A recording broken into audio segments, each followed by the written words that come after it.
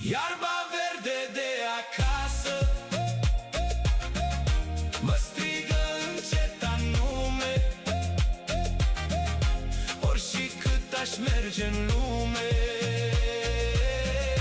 dorul meu nu are nume. Nu pot să uit niciodată unde sufletul meu a crescut. Și orice drum aș alege, acasă rămâne început.